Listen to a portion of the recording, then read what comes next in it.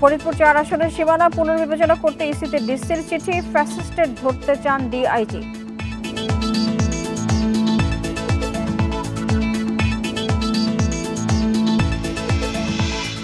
দুর্গাপূজার আগে ঢাকেশ্বরী মন্দির পরিদর্শনে অধ্যাপক ইউনূস, কোনো ধর্মকে আলাদা করে দেখার সুযোগ নেই।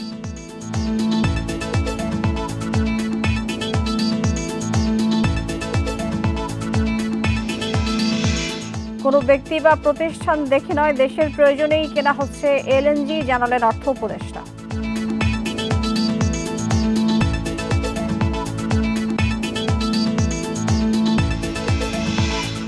গাড়ি না থামিয়েই টোল দেয়া যাচ্ছে পদ্মা সেতুতে। মাওয়া জাজিরা প্রান্তে 2টি করে ইটিসি বুথ, কমবে যানজট।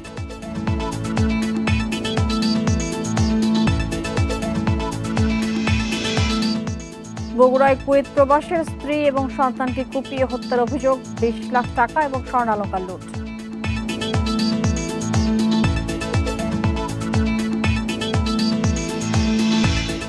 স্বাগত জানাচ্ছি বিরোধীন সংবাদ দুপুরে। আপনাদের সাথে আছে আমি মাহমুদা মৌমিতা। শিরোনাম শুনছিলেন, চলে যাচ্ছে পুরো খবরে।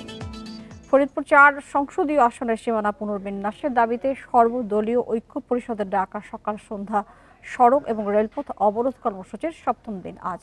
মঙ্গলবার সকাল ৬টা থেকে ভাঙায় মহাসড়ক অবরোধ শুরু হওয়ার কথা থাকলেও এখন পর্যন্ত কাউকে রাস্তায় দেখা যায়নি। যানবাহন চলাচল স্বাভাবিক থাকলেও সংখ্যা তুলনামূলক কম। সোমবার ভাঙা থানায় হামলা ও ভাঙচুরের ঘটনায় এলাকার পরিস্থিতি থমথমে। পদ্মা সেতু দিয়ে রাজধানীর সাথে দক্ষিণবঙ্গের যোগাযোগ স্বাভাবিক রাখতে মহাসড়ক অবরোধ না করে শান্তিপূর্ণ কর্মসূচি পালনের নির্দেশ দিয়েছে প্রশাসন। এদিকে সোমবার রাতে ঢাকা রেঞ্জের ডিআইজি রেজাউল করিম মল্লিক ভাঙা থানা পরিদর্শন করেন। এর আগে সোমবার থানায় পুলিশের গাড়ি ভাঙচুর এবং উপজেলা কার্যালয় ও নির্বাচন অফিসে আগুন দেয় বিক্ষুব্ধ অবরোধকারীরা। আমরা গাড়ি থাকছি না, যদি আত্মঘাতী কোনো হামলা হয়, যাত্রী ক্ষতি হবে, গাড়ির ক্ষতি হবে, এর জন্য আমরা এই রিস্ক নিতে চাচ্ছি না। রাস্তাঘাট ভাঙ্গা, মারামারি, যারা নিরাপত্তা রক্ষার দায়িত্বে ছিলেন তাদের সাথে কথা বলেছি, তারা এই বিষয়ে আমাকে অবগত করেছে।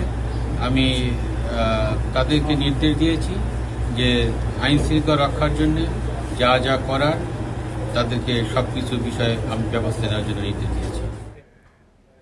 ফরিদপুরের আলগী ও হামিরদী ইউনিয়নকে ফরিদপুর ৪ সংসদীয় আসনের অন্তর্ভুক্ত করার বিষয়টি পুনর্বিবেচনা করতে নির্বাচন কমিশনকে চিঠি দিয়েছেন জেলা প্রশাসক মোহাম্মদ কামরুল হাসান মোল্লা। ইসি সচিবকে দেওয়া চিঠিতে বলা হয়, সংসদীয় সীমানা পুনর্নির্ধারণে ইসির গেজেট প্রকাশের পর থেকে তা বাতিলের দাবিতে সড়ক ও রেলপথ অবরোধ সহ বিক্ষোভ কর্মসূচি চলছে। দক্ষিণের 21টি জেলার সাথে রাজধানীর যোগাযোগ বন্ধ হওয়ায় তীব্র ভোগান্তিতে সাধারণ মানুষ। বিক্ষোভকারীরা কর্মসূচি অব্যাহত রাখায় আইনশৃঙ্খলা পরিস্থিতি অবনতির শঙ্কা রয়েছে। এই পরিস্থিতিতে এলাকাবাসীর দাবির পরিপ্রেক্ষিতে কমিশনের সিদ্ধান্ত পুনর্বিবেচনার আবেদন করেছেন জেলা প্রশাসক। এ নিয়ে আরো জানাতে রাজধানী ও ফরিদপুর থেকে যোগ দিচ্ছেন সহকর্মীরা। শুরুতে নির্বাচন কমিশন ভবন থেকে জানাচ্ছেন সহকর্মী সুলতানা জাহান মিতু। মিতু, যেহেতু এটি পুনর্বিবেচনার জন্য আসলে আবেদন করা হয়েছে, সেই প্রেক্ষিতে কি ধরনের কোনো সিদ্ধান্ত আসতে পারে বা কি হতে পারে এই বিষয়ে? পুনর্বিবেচনা করবেন কি?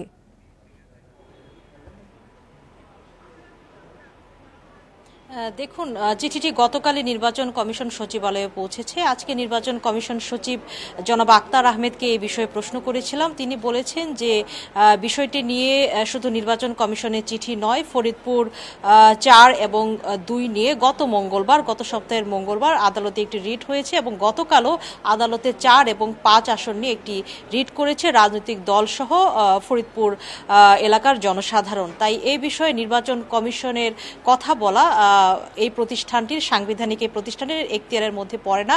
তাই তারা আসলে এই বিষয়ে কোনো সিদ্ধান্ত বা মন্তব্য করতে রাজি হননি।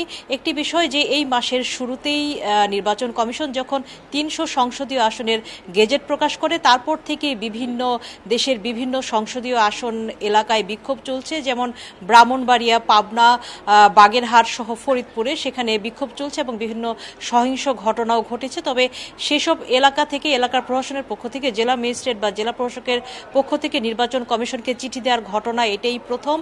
নির্বাচন কমিশন সচিব অবশ্যই এই বিষয়ে বলছেন যে যেহেতু বিষয়টা আদালত পর্যন্ত গড়িয়েছে তাই এই সিদ্ধান্তটি আসলে আদালতেরই দেওয়ার কথা আইন মোতাবেক। এবং আরেকটি বিষয়, নির্বাচন কমিশন কিন্তু আগে থেকেই বলে আসছিল তারা যেভাবে ৩০০ সংসদীয় আসনের সীমানা পুনর্নির্ধারণ করে চূড়ান্ত গেজেট প্রকাশ করেছে, যার উপরে আগামী ত্রয়োদশ জাতীয় সংসদ নির্বাচন অনুষ্ঠিত হবে, সেটি নিয়ে আসলে কোনো প্রশ্ন তোলার সুযোগ নেই বা আইনিভাবেও কোনো পদক্ষেপ নেওয়ার কোনো সুযোগ নেই বলে ইসি দাবি করে আসছিল। কেননা তারা যেটি বলছে, তারা যেভাবে পুঙ্খানুপুঙ্খভাবে চূড়ান্তভাবে যাচাই বাছাই করে এই ৩০০ সংসদীয় আসনের সীমানা পুনর্নির্ধারণ করে চূড়ান্ত গেজেট প্রকাশ করেছে, সেটি নিয়ে আসলে প্রশ্ন তোলার সুযোগ নেই। তবে আমরা যেটি দেখলাম যে গত সপ্তাহে এবং এই সপ্তাহে দুটি রিট হলো আদালতে এবং যারা আসলে এই বিষয়গুলো নিয়ে আন্দোলন করছেন তারা যদি ডিসির পক্ষ থেকে যে পুনর্বিবেচনার কথা বলা আছে, এইগুলো আসলে এখন কিছু করে লাভ নেই, বিষয়টিতে তাই?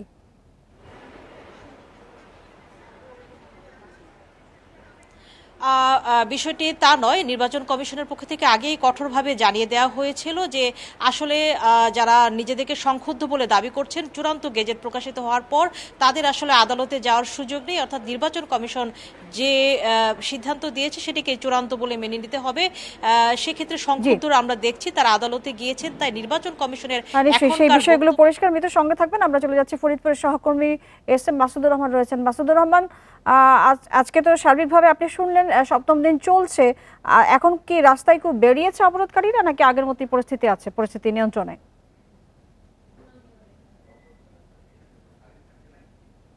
সকাল থেকে আমরা অবরোধকারীদেরকে মাঠে দেখিনি। দুইটা জায়গাতে মাধবপুর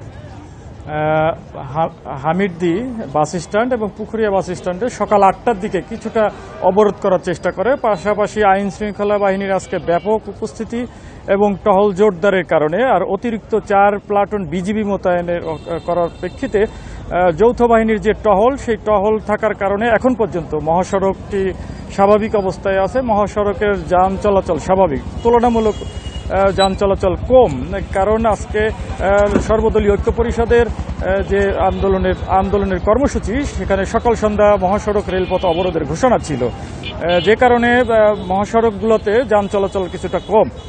দেখেছি, যেটা জানতে চাই যে সর্বদলীয় ঐক্য পরিষদের পক্ষ থেকে আপনারা কোনো বক্তব্য জানতে পেরেছেন যে অবরোধ চলছে, কিন্তু যেহেতু বিষয়গুলো এখন আদালত পর্যন্ত গড়িয়েছে, সেই বিষয়গুলো নিয়ে তারা তো আন্দোলন করে এখন লাভ নেই, তারা কি বলছেন?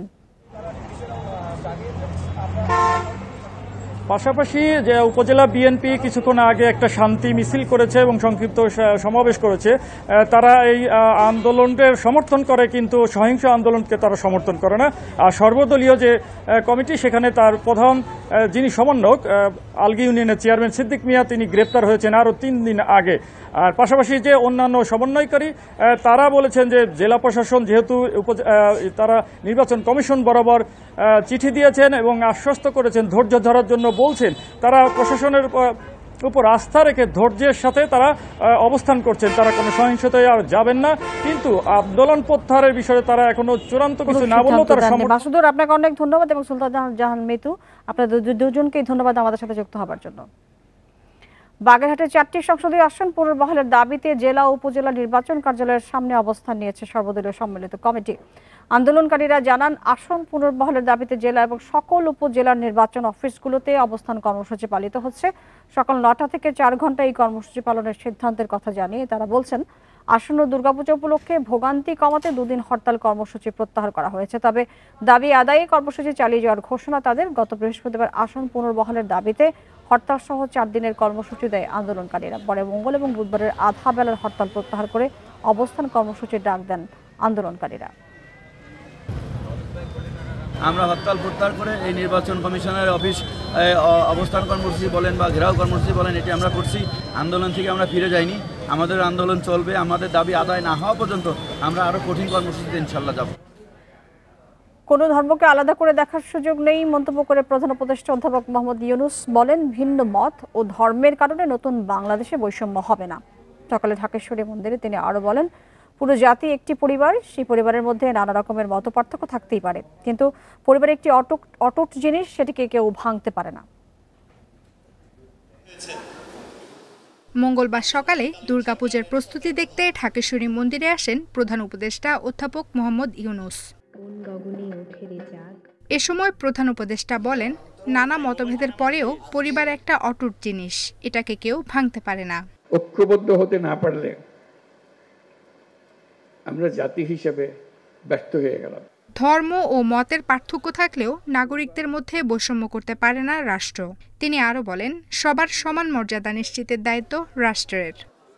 সংবিধানে দেওয়া সমস্ত নাগরিক অধিকার নিশ্চিত করতে হবে। এইসব অধিকার থেকে এখন আমি বঞ্চিত, এগুলো আমাকে দিতে হবে।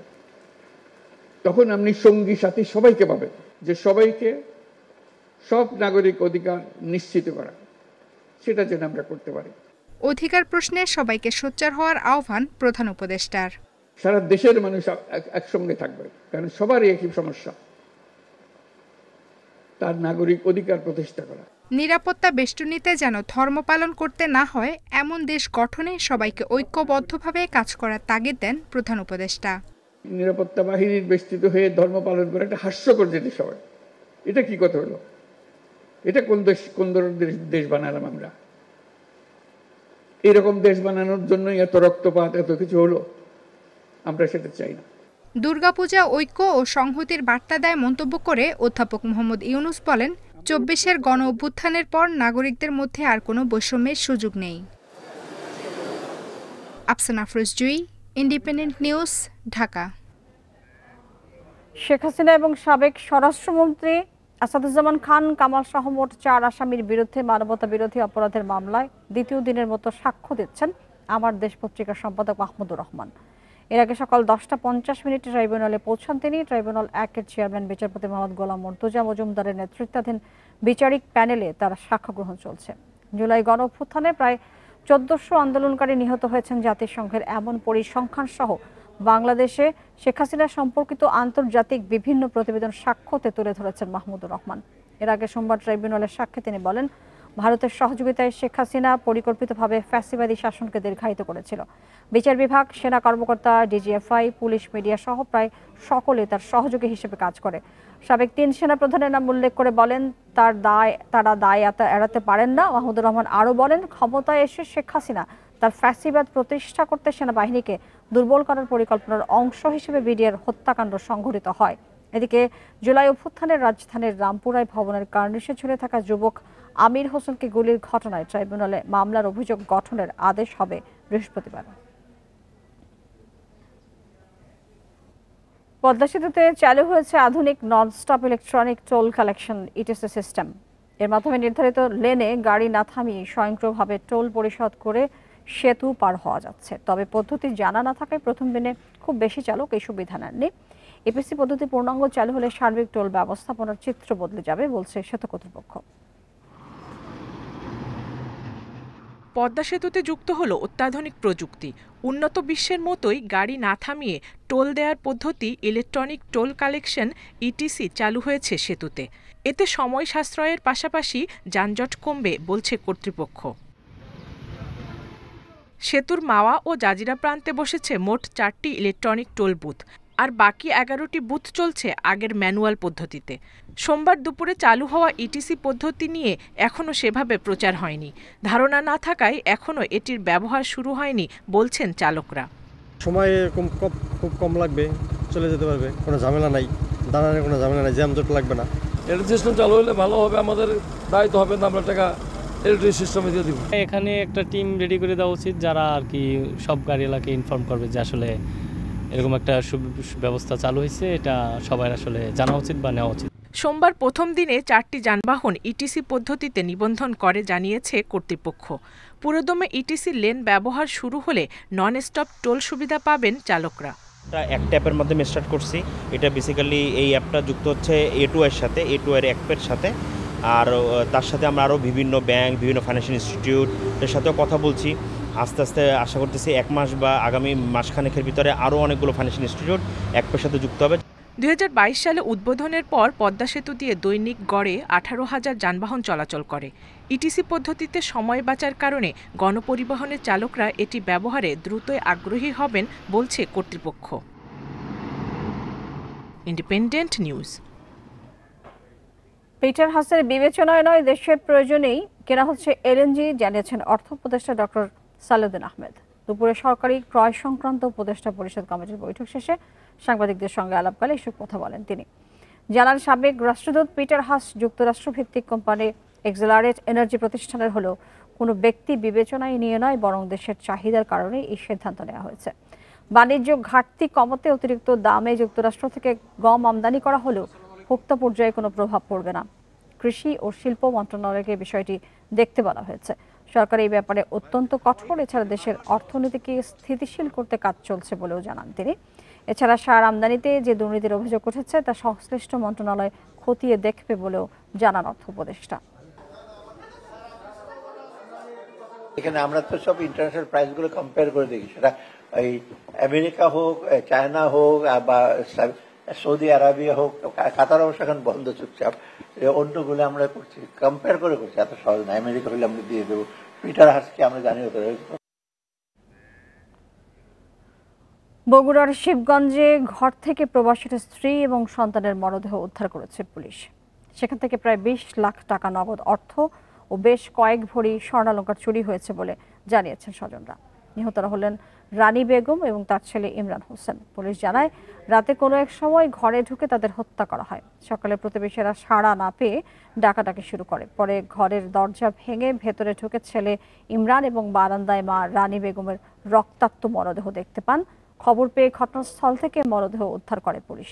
নিহতদের স্বজনরা জানান, রানী বেগমের বড় মেয়ের বিবাহোত্তর আয়োজন উপলক্ষে বাড়িতে কয়েক লাখ টাকা এবং বেশ কয়েক ভরি স্বর্ণালংকার ছিল। এদিকে ঘটনার পর থেকে বাড়ির একটি মোটরসাইকেল এবং নিহতের ভাতিজা হাসান আলী নিখোঁজ আছেন।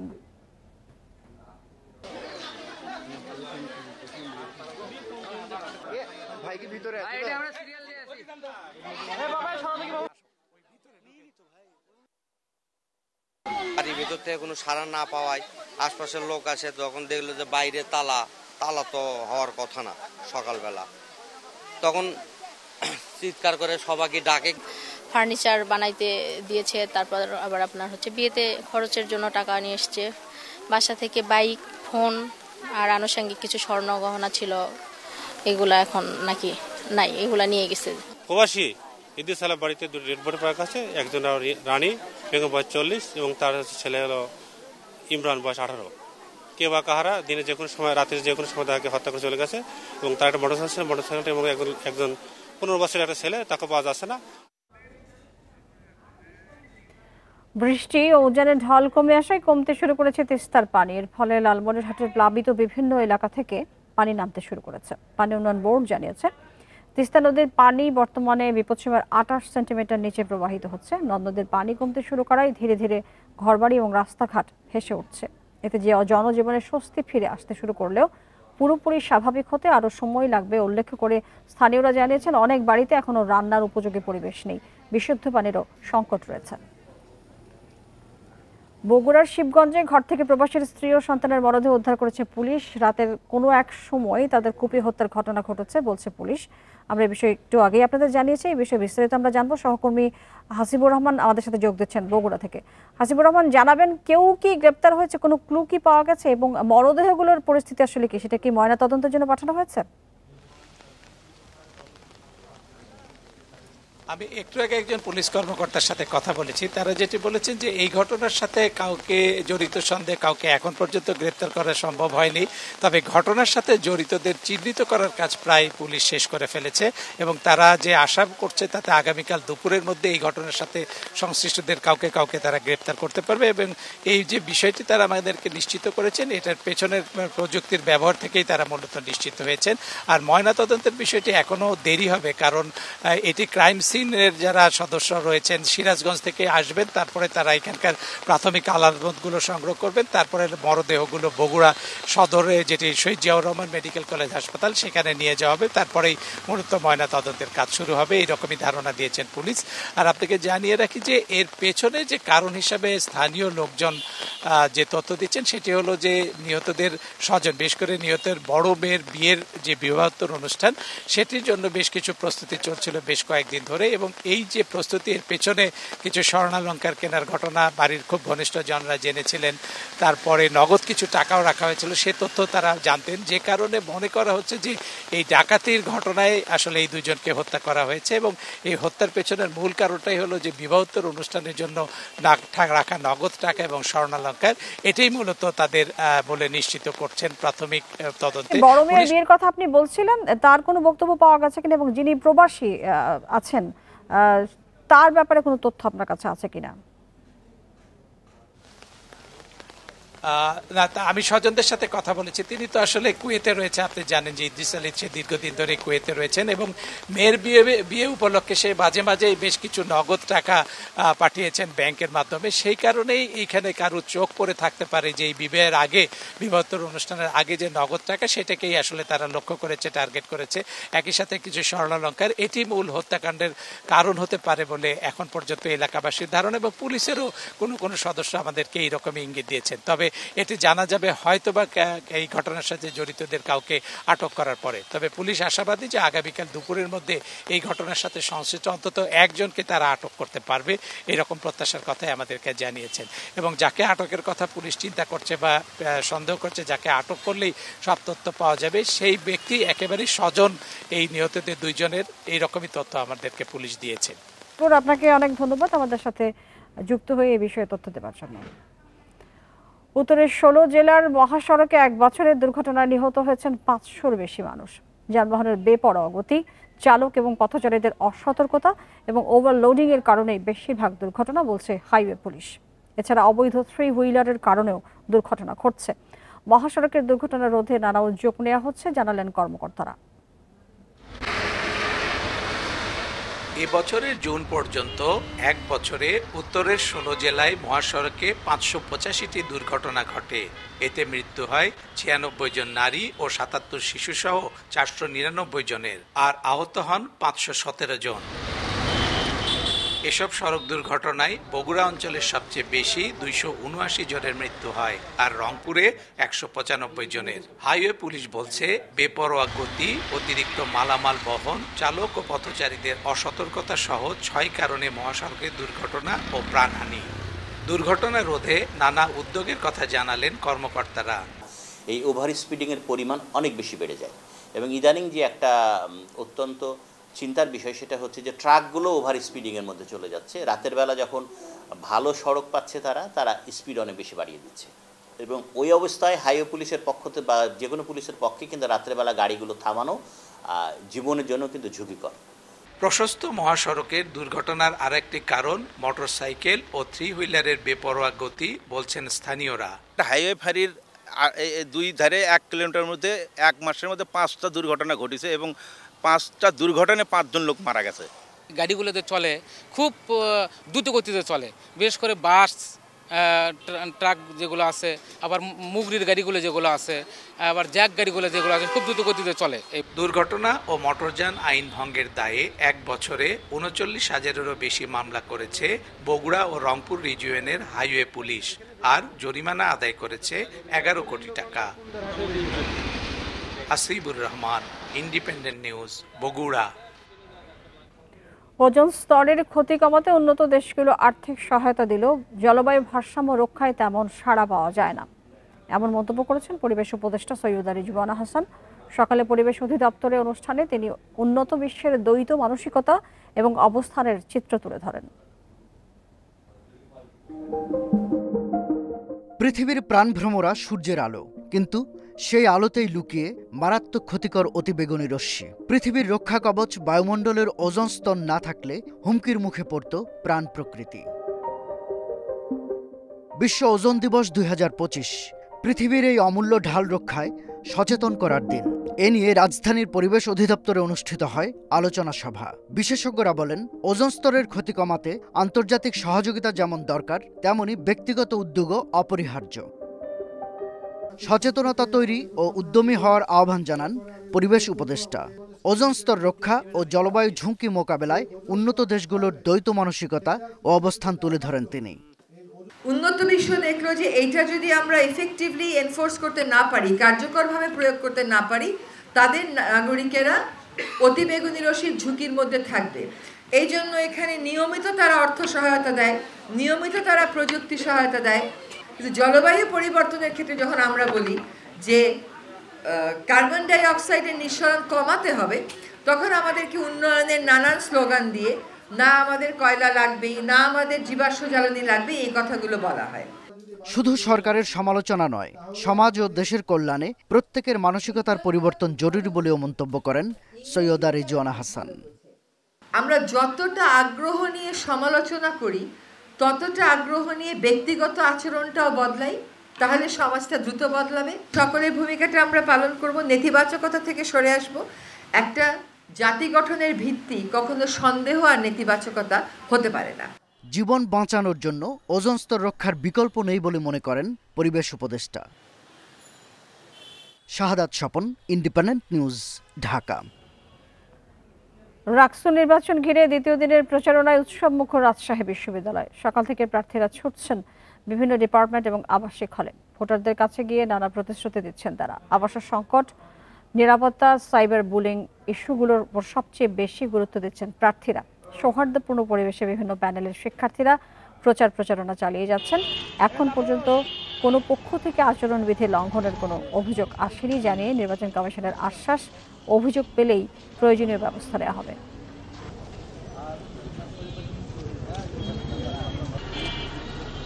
প্রচারণা ভালো, আমরা প্রতিটা ভোটারের দ্বারে দ্বারে পৌঁছানোর চেষ্টা করছি। আমরা গতকালকেও আচরণবিধির মধ্যে 10টার মধ্যে আমরা প্রচারণা শেষ করেছি এবং আজকে সকালে প্রচারণা শুরু করেছি। সবার রেসপন্স আলহামদুলিল্লাহ অনেক ভালো পেয়েছি এবং একই সাথে অন্যান্য যে দলীয় যে প্রভাব সেটা আমরা এখন অবধি দেখতে পাচ্ছি। এবং রাকসু নির্বাচনের জমজমাট প্রচারণা চলছে, এই নিয়ে জানাতে রাজশাহী বিশ্ববিদ্যালয় থেকে যুক্ত হবেন সহকর্মী মুস্তাফিজুর রহমান। মুস্তাফিজ, প্রার্থীরা কোন কোন বিষয়গুলোর প্রতি গুরুত্ব দিচ্ছেন প্রচারণায়, এবং সেই সাথে জানতে চাইব যে সাধারণ যারা শিক্ষার্থী রয়েছেন এই নির্বাচনকে ঘিরে তাদের প্রতিক্রিয়া কি?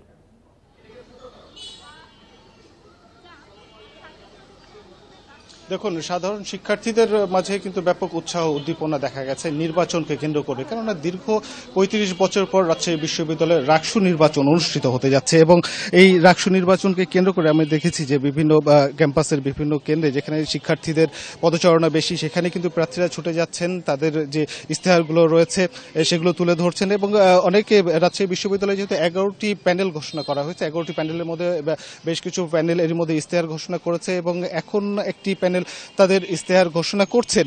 এবং এই ক্যাম্পাস জুড়েই কিন্তু বিভিন্ন স্থানে দেখা গেছে যে প্রার্থীদের যেমন পদচারণা চলছে, তাদের প্রচারণায় চলছে, সেই সাথে কিন্তু প্রার্থীরাও তাদের যে ইশতেহার, নির্বাচনী ইশতেহার, সেটি কিন্তু তুলে ধরছেন। এবং সবচেয়ে বড় যে বিষয়টি শিক্ষার্থীদের কাছে নিয়ে যাওয়া হচ্ছে যে যারা প্রার্থীরা তারা সেটা হচ্ছে রাজশাহী বিশ্ববিদ্যালয়ের আবাসিক যে সংকট, আবাসনের যে সংকটের বিষয়টি রয়েছে সেটি সবচেয়ে বেশি গুরুত্ব পাচ্ছে। সেই সাথে আবাসিক ভবনগুলোতে ডাইনিংয়ে খাবারের মান, নিম্নমান সেটি বিষয় নিয়েও কথা হচ্ছে। বিশেষ করে এগুলো বিষয় নিয়ে যে শিক্ষার্থীদের প্রতিনিধিত্ব করবে বা শিক্ষার্থীদের যে সমস্যাগুলো, ক্যাম্পাসের যে আভ্যন্তরীণ সমস্যাগুলো, সেগুলো তুলে ধরা হবে, প্রশাসনের সঙ্গে সেই বিষয়গুলো নিয়ে কথা বলবে, এই ধরনের একটা প্রতিনিধি তারা খুঁজে পেতে চাচ্ছেন। এবং প্যানেলগুলো যে ইশতেহার দিচ্ছে সেই ইশতেহারে সাধারণ শিক্ষার্থীদের চাওয়া পাওয়ার প্রতিফলন কতটুকু দেখছেন আপনি? কি মনে হচ্ছে এই ইশতেহারগুলো দেখে?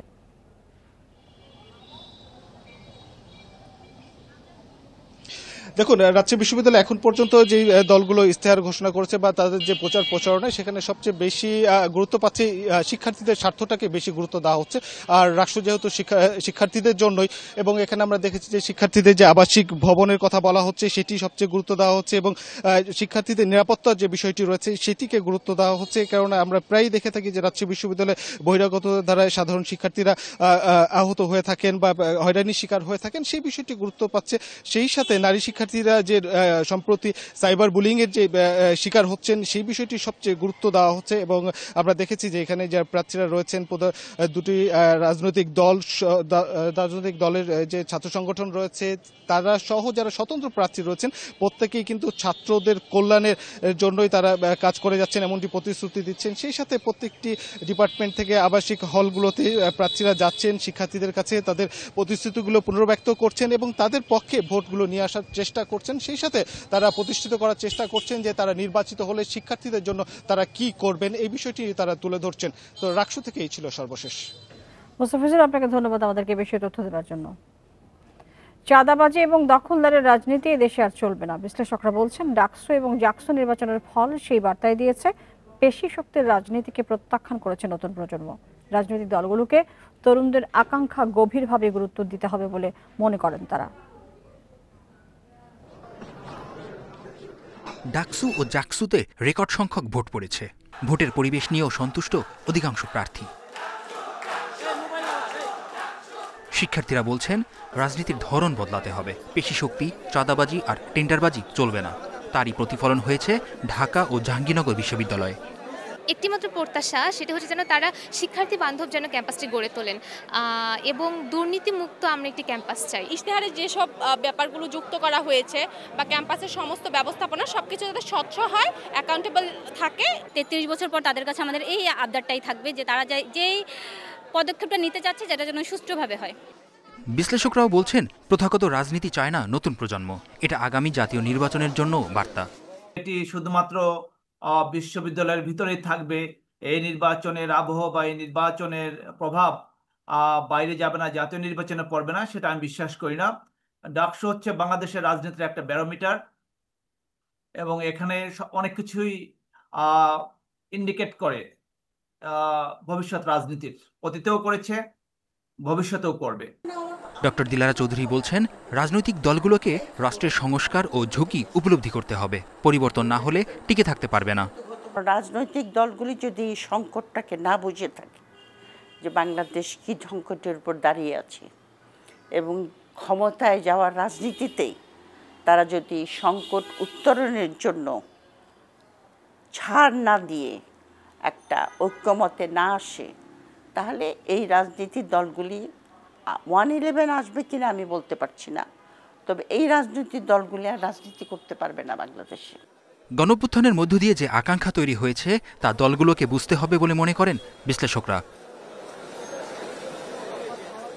মেহেদী হাসান, ইন্ডিপেন্ডেন্ট নিউজ, ঢাকা।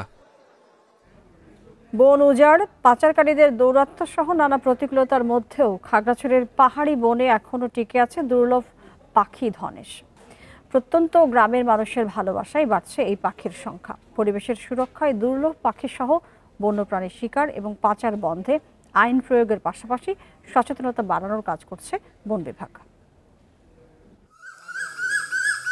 ধনেশ পাখির পাকা বটফল খাওয়ারের দৃশ্য খাগড়াছড়ির মহালছড়ির প্রত্যন্ত গ্রামের। আশপাশের প্রাকৃতিক বনে বসবাস এই পাখির।